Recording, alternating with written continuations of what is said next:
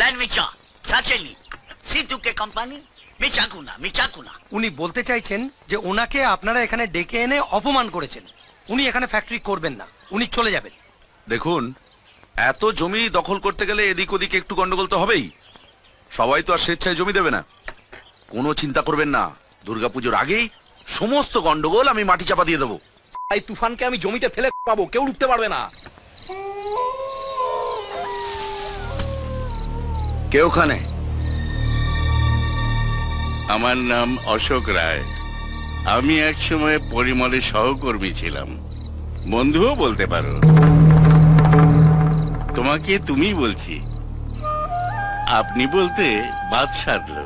তুমি বলো, পরিমল বাবুর সময় আপনি ওখানে ছিলেন? ছিলাম। পরিমল যে সেদিন হবে সেটাও আন্দাজ করেছিলাম। পার্টির আদর্শ জলাঞ্জলি দিয়ে তোমরা বিদেশি কোম্পানির দালালির কাজে নেমেছ অবিনাশ। রাজ্যে বিদেশি লগ্নি হোক তাতে আমার এতটুকু আপত্তি নেই, কিন্তু সেটা গরিব চাষিদের চোখের জলে নয়। কারণ ওই গরিব চাষিদের চোখের জলে স্নান করেই আমরা আজ মাথা তুলে দাঁড়িয়েছি। আরে কিছুতেই থামছে না। থামো! একটা টিকিট প্ল্যাকার পার্টির মিটিং এসে বসে আছে, কি বোঝো পার্টি? একটা কথা তোমাকে জানিয়ে রাখি অবিনাশ, ওই জমি থেকে তুমি যদি হাত গুটিয়ে না নাও তাহলে কিন্তু আমি পার্টির হাই কমান্ডকে জানাতে বাধ্য হব। আর তুমি এটা ভালো করেই জানো, তোমার চেয়ে হাই কমান্ডের কাছে আমার দামটা অনেক বেশি। আমি চলি। পার্টিটাকে এরা সারা জীবন গরিব করেই রেখে দেবে। পার্টি অফিসে এসি বসাতে হলে গরিবি হটাও। অবিনাশের কথা থেকে বুঝতে পেরেছিলাম পরিমলের বিপদ হতে পারে। পরিমলকে সাবধান করার জন্য সেই রাত্রে ওর বাড়ির উদ্দেশ্যে বেরিয়েও পড়েছিলাম। ঝড় বৃষ্টির জন্য রাস্তায় একটা ছাউনির তলে দাঁড়িয়ে আছি, এমন সময়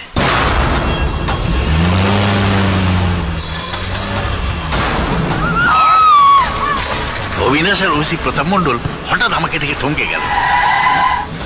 ওই দেখুন, পরিমলের বন্ধু অশোক রায়। তারপর কি যেন ভেবে ওরা গাড়িটা নিয়ে বেরিয়ে গেল। পরিমলের প্রত্যক্ষদর্শী হওয়ায় অবিনাশ বাড়িতে এসে আমায় থ্রেট করে। কাউকে বিদায় জানালে আমি মিষ্টি মুখে বিদায় জানাই। জানেন তো, পরিমল বাবু কাল রাত্রে হয়ে গেছে, একেবারে গলার উপর দিয়ে গেছে। একটু মিষ্টি মুখ করানোরও সুযোগটা দিল না, তাই আগে থেকেই আপনার জন্য মিষ্টিটা নিন। আহা, বেঁচে